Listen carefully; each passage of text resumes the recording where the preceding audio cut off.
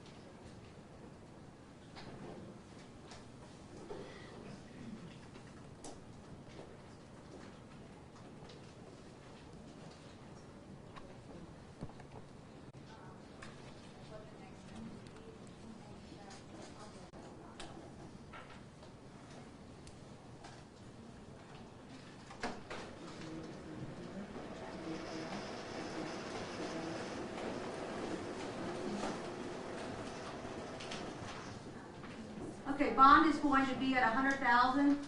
Cash surety appearance, Counsel. Okay, conditions of bond, sir. Conditions of bond: no future acts of violence or threats of violence against anyone. You'll stay away from the individual named ST with the initials and stay away from the co-defendant. That means no contact by mail, by email, by telephone, text, in person, and by third party. no communications to or about the victim via social media. You understand? Okay. Thank you, Your Honor. Thank you. Appreciate it. February 21st at 9 a.m.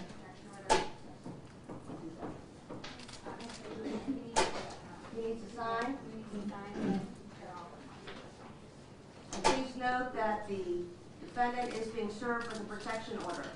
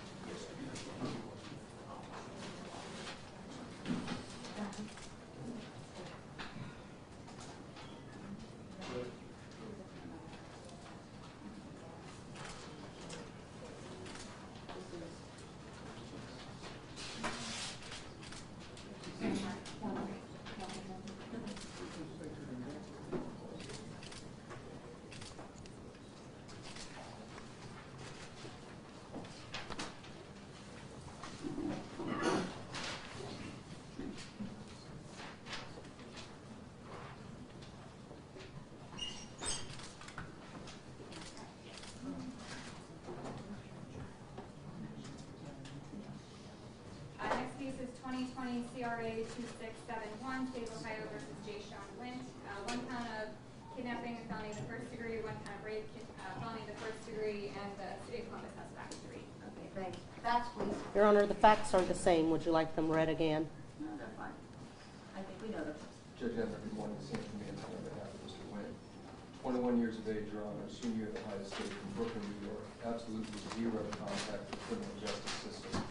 Your Honor, of course, we have a significant issue with the facts as read by a representative of the Columbus Police Department.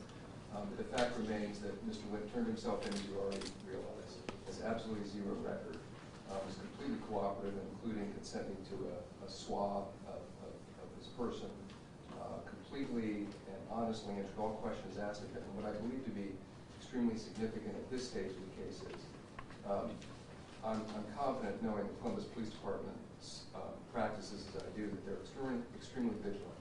Here, this is alleged to have happened on the 4th. They took their time, they sorted through what is arguably a very difficult case to decipher. But I can tell you, based on what I know, based on my client's alleged involvement, that once this case is fully reviewed, I'm going to submit that there was absolutely no crime committed. Mr. Wint, of course, is willing, ready, and able to submit to himself to any questions that are asked by the Columbus Police Department, which he's already done.